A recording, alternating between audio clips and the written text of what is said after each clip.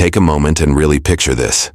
You wake up in the morning, and before your feet even touch the ground, there's already a subtle weight sitting on your chest. Not overwhelming, not dramatic. Just there.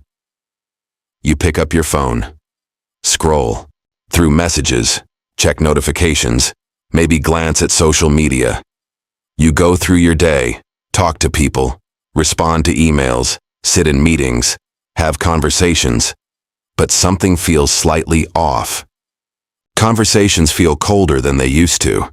People seem quicker to get defensive, more easily irritated, more reactive. Some are aggressive, others feel strangely empty, like they're present physically, but not really there. Now imagine this. What if this isn't just your personal experience? What if it's not just a bad day or a few difficult people? What if this is a pattern, something happening on a much larger scale? And here's the real question you need to sit with. What if modern society isn't just failing to heal people, but is actually producing more toxic personalities than ever before? This isn't a video about blaming individuals. It's not about pointing fingers or labeling people as bad. It's about understanding something deeper, forces that shape behavior, distort emotions, and quietly influence how people treat themselves and everyone around them. Stay with me, because what we're about to unpack might completely shift how you see human nature, relationships, and even your own reactions. And toward the end, there's one insight that matters more than all the others, one that offers a real way out of this cycle. If you're into deep reflections on psychology, philosophy, and human behavior, this is exactly your niche. And if something here resonates, don't just listen. Engage with it. Think about it. Question it. Let it challenge you. Now, to understand why toxic behavior feels like it's everywhere, we first need to redefine what toxic actually means. Most people think of toxic individuals as rude, manipulative, narcissistic, or difficult. But that's just the surface. At a deeper level, toxicity is often a survival strategy. It's behavior shaped by fear, by unresolved pain, by emotional neglect, by the environments people grew up in and the systems they live in now. Sigmund Freud once suggested that when emotional needs are suppressed instead of understood, they don't disappear, they transform.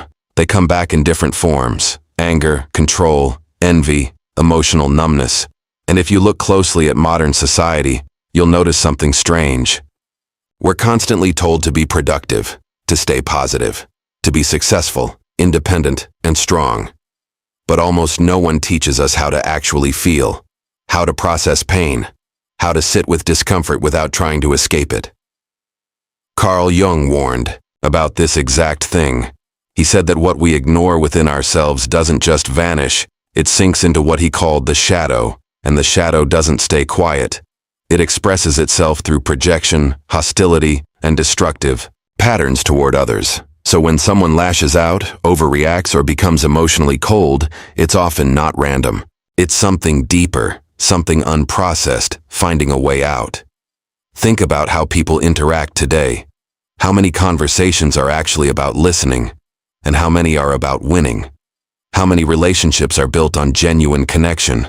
And how many are driven by validation? Take social media as an example. It rewards outrage. It amplifies comparison. It encourages performance over authenticity. Over time, it trains the mind to see people less as human beings and more as reflections of our own insecurities. Psychologist Erich Fromm argued that when a society focuses more on having than being, people start measuring their worth through external things: status, success, appearance, instead of inner integrity. And what does that create?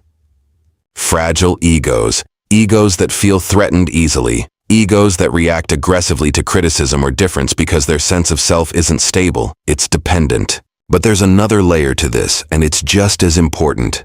Chronic stress. Modern life keeps the nervous system under constant pressure.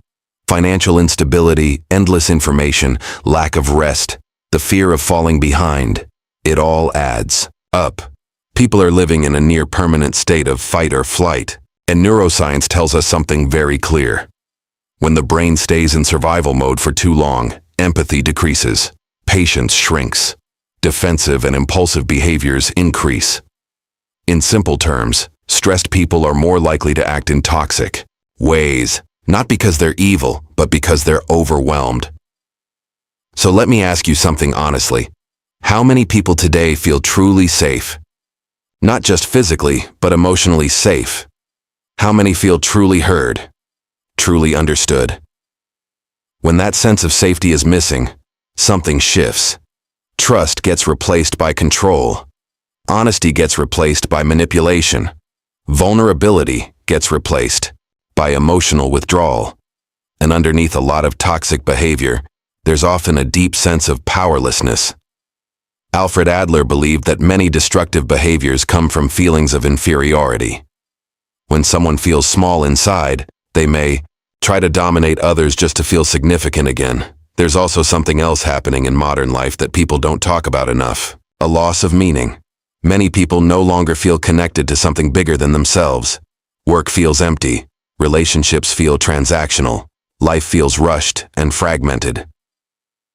Viktor Frankl, a psychiatrist who survived the Holocaust, called this the existential vacuum, a kind of inner emptiness that shows up when life lacks meaning.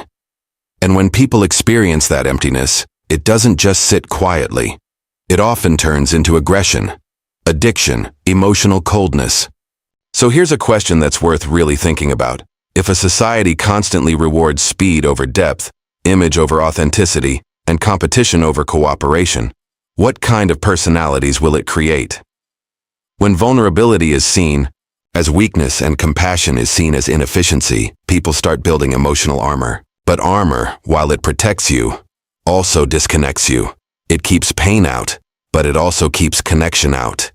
And that's where things get complicated. Because what you're starting to see is just the surface.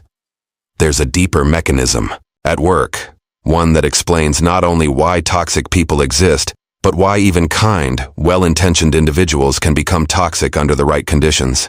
So take a moment and reflect on this. In what ways has modern life shaped your emotional responses? Where have you felt pressure to hide, to harden, to perform, instead of just being? Think about that, because awareness, that's always the first step. And what comes next will take this even deeper. Now let's go deeper. Because what we've talked about so far, stress, disconnection, emotional suppression, those are just the visible layers. Underneath all of that, there's something even more important to understand. Toxic behavior isn't random, it's reinforced. Over time, through systems, environments, and repeated experiences, certain behaviors don't just appear. They get rewarded, normalized, and eventually internalized. In many ways, modern society doesn't just tolerate toxicity, it incentivizes it. Think about this. Assertiveness without empathy is often labeled as leadership. Emotional detachment gets mistaken for strength. Ruthlessness is reframed as ambition. And slowly, without even realizing it, people start adapting. They learn that if they want to survive, if they want to succeed, they have to suppress sensitivity and amplify dominance. This conditioning doesn't start in adulthood, it starts early. From a young age, many people are taught, directly or indirectly, that their worth depends on performance. Grades, productivity, appearance, popularity, status. These become the metrics. And when love, attention, or approval feel conditional, something inside the psyche begins to shift. The child learns a powerful but dangerous lesson. Being authentic is risky. Being impressive is safer. Psychologist Donald Winnicott described this as the development of the false self, a version of you that's designed to gain acceptance, but at the cost of hiding your real emotions, your vulnerabilities, your true identity. Over time, that mask becomes so familiar that people forget it's even a mask, and as adults, many people are left with a strange internal disconnect. They function, they perform, they succeed even. But underneath, there's confusion, irritability, defensiveness, emotional distance. Not because they're inherently toxic, but because they're disconnected from who they really are. Now layer trauma on top of that. And here's something important. Trauma isn't always dramatic. It's not just catastrophic events. It can be subtle, repeated, quiet, growing up in an environment where your feelings were dismissed, constant comparison, being ignored, emotionally, never feeling truly seen or understood. These experiences shape the brain. Neuroscience shows that unprocessed trauma changes perception. The mind becomes more sensitive to threat. Even neutral situations can feel dangerous. So when someone overreacts, shuts down, or lashes out over something that seems small, it's often not about the present moment. It's about the past, still unresolved, still active. And here's the problem. Modern culture rarely creates space to process that. Instead, it encourages distraction, endless scrolling, constant notifications, entertainment on demand. Blaise Pascal once said that much of human suffering comes from the inability to sit quietly alone. And in today's world, silence is uncomfortable, because silence forces you to face what's inside. So people avoid it. But when pain is avoided, it doesn't disappear. It leaks out, in tone, in reactions, in relationships. Another layer to this is something we could call moral confusion. In the past, people often had clearer frameworks, shared values, community standards, long-term commitments. Today, there's more freedom, which can be good.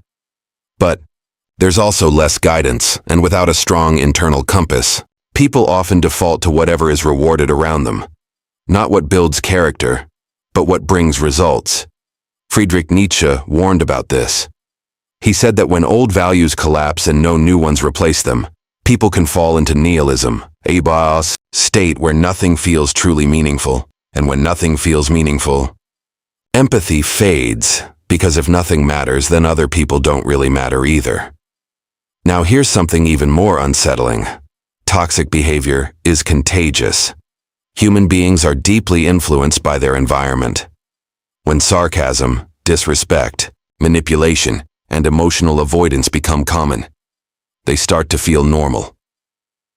Psychologist Philip Zimbardo demonstrated how powerful this effect can be.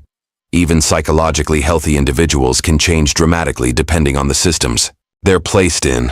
Put people in environments that reward dominance and punish vulnerability, and over time, behavior shifts. Think about competitive workplaces, where collaboration is replaced by constant comparison. Think about online spaces, where anonymity removes accountability. Think about relationships where people are treated as replaceable. Not valued, but interchangeable. All of this conditions people in a very specific way. Protect yourself first. Connect later, but here's the problem. Protection without connection leads to isolation. And isolation doesn't just create distance, it breeds resentment. So let me ask you something difficult but necessary. How often do people confuse self-protection with self-sabotage? Emotional walls can protect you from pain, but they also block trust, intimacy, and love. Carl Rogers believed that people don't become destructive because they're inherently bad. They become destructive because they're disconnected from their authentic selves.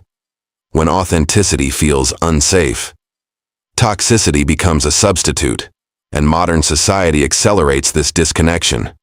People are constantly told to reinvent themselves, but rarely guided to understand themselves.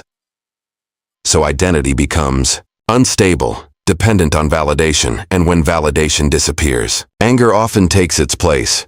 That's why criticism, disagreement, or rejection can trigger such intense reactions, because it doesn't just challenge an opinion, it threatens a fragile sense of self. So take a moment and reflect. Where have you seen these patterns? In your workplace, in your relationships, online, even in yourself? Have you ever seen a kind person become harsh under pressure? Have you ever felt yourself becoming more defensive, more closed off, more reactive than you used to be? These aren't random changes. They're responses, adaptations, and without awareness, they become habits. That's why understanding the root matters. Because if you only address the surface, behavior, you miss the deeper mechanism that keeps it alive. And here's where it gets even more intense. Because at some point, These patterns don't just influence behavior, they become identity. And that's what we're going to explore next. Now we arrive at the turning point, the insight that reframes everything you've heard so far. And it's not what most people expect, because the solution to toxicity isn't fighting toxic people, fixing them, or trying to escape them entirely. It's something much more difficult and much more powerful. It's taking full responsibility for your inner world. Most people believe their behavior is shaped primarily by external conditions. If people were kinder, they'd be kinder. If society were healthier, they'd be healthier. If their past had been different, they'd be different. And while there's truth in that, it's only part of the picture, because external conditions influence you, but they don't define you. What truly shapes who you become is how you relate to your own thoughts, your own emotions, your own reactions. And this is where everything shifts. Modern society in many ways encourages the opposite. It teaches people to outsource responsibility, to blame the system, to blame their upbringing, to blame other people's behavior. And again, those factors matter, but they become dangerous when they turn into permanent excuses. Because explanation is not the same as transformation. This is what many people miss. Understanding why you feel a certain way doesn't automatically change how you behave. Awareness without responsibility becomes another form of avoidance. Carl Jung described this perfectly when he talked about the shadow, the parts of yourself you don't want to face, the anger, insecurity, jealousy, fear. When you don't take ownership of these, you project them outward. You see them in others. You react to them in others. You fight battles externally that are actually internal, and that's how toxicity sustains itself. So what's the alternative? Consciousness. Not in some abstract spiritual sense, but in a very practical, moment-to-moment way. Consciousness is the ability to pause, to notice what you're feeling without immediately acting on it, to recognize a trigger without letting it control your behavior, to create space between what happens to you and how you respond. That space is everything, because inside that space is choice, and choice is where transformation begins. Think about how most toxic interactions actually unfold. Someone says something irritating. You react instantly. Tone escalates. Emotions spike. And before you even realize what's happening, you're no longer choosing. You're just reacting. Now imagine inserting a pause into that moment, not suppressing emotion, not pretending you don't feel anything, but simply noticing it. I'm feeling triggered right now. I want to respond defensively. I feel the urge to prove something. That awareness alone changes the trajectory, because now you're not inside the reaction, you're observing it. And once you can observe it, you can choose something different. This is what Viktor Frankl meant when he said that between stimulus and response, there is a space, and in that space lies our freedom. Freedom isn't found in controlling other people. It's found in not being controlled by your own automatic patterns. And this is where real strength begins. Because contrary to what modern culture often suggests, strength is not emotional numbness. It's not shutting down, disconnecting, or becoming indifferent. Real strength is staying open, without becoming reactive. It's feeling deeply, without losing control. It's being aware of your emotions, without being ruled by them, and that requires something most people never develop: emotional integration. Healing doesn't mean eliminating pain, it means processing it. When emotions are ignored, they build pressure. When they're suppressed, they leak out sideways in tone, in behavior, in relationships. But when they're acknowledged and understood, they begin to lose their intensity. They stop controlling you. This is why emotional awareness is not optional. It's essential. Without it, people unknowingly pass their pain onto others. With it, pain can be transformed into clarity. And this transformation is deeply connected to something else that modern society often overlooks: meaning. Because people who feel grounded in meaning are far less likely to become toxic. Why? Because they don't need to prove themselves constantly. They don't need to dominate conversations, control situations, or seek validation at every turn. They have direction. They have purpose, and purpose stabilizes the mind. Viktor Frankl observed that when people have a strong sense of why, they can endure almost any how. Meaning reduces chaos. It reduces emotional volatility. It creates a kind of internal anchor. Without that anchor, people drift. And drifting leads to insecurity. Insecurity leads to defensiveness. And defensiveness often becomes toxicity. So when you look at toxic behavior through this lens, something important becomes clear. It's often not about malice, it's about disconnection. Disconnection from self. Disconnection from purpose. Disconnection from emotional awareness. And when that disconnection grows, people compensate through control, through aggression, through emotional withdrawal. But none of those actually solve the problem. They just mask it. Which brings us to one of the most important realizations in this entire discussion. You cannot end toxicity by fighting it externally. You can only interrupt it internally. That's the shift. That's the responsibility. And it starts with a simple question. In moments of tension, do you react or do you choose? Because every time you pause instead of reacting, you weaken the pattern. Every time you choose awareness over impulse, you change the outcome. Every time you refuse to pass your frustration onto someone else, you break the chain. And this is how real change happens. Not all at once, not through grand gestures, but through small, consistent decisions.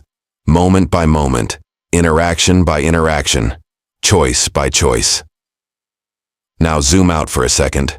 Modern society will likely continue to be fast, noisy, and emotionally overwhelming. That part may not change anytime soon, but that doesn't mean you're powerless, because society influences behavior, but it doesn't control your awareness. It doesn't control your ability to pause. It doesn't control your capacity to reflect, and it certainly doesn't control who you choose to become. That decision is always internal, always personal, and always available. So instead of waiting for the world to become less toxic, the real question becomes, can you become more conscious within it? Can you maintain clarity in the middle of noise? Can you stay grounded when others are reactive? Can you choose understanding over impulse? Because when enough individuals start doing that, something interesting happens. The culture begins to shift. Not dramatically, not overnight, but gradually, quietly, through example rather than force. This is the kind of transformation that doesn't trend. It doesn't go viral. It doesn't get immediate recognition. But it's the only kind that actually lasts. And it starts with you. So as you reflect on everything we've covered, consider this. Where in your life are you reacting when you could be choosing? Where are you holding on to patterns that no longer serve you? Where could awareness replace impulse? These aren't questions for judgment. They're invitations. Because awareness is the beginning of change. And responsibility is what turns that awareness into action. If something in this video resonated with you, take a moment to sit with it. Which idea challenged you the most? Which part felt uncomfortably familiar? And where do you see an opportunity to apply it in your own life? Share your thoughts. You might be surprised how many people are navigating the same patterns. And remember this above all, a conscious person in an unconscious environment doesn't become weaker. They become rare, and rarity is where real power begins. Thanks for watching.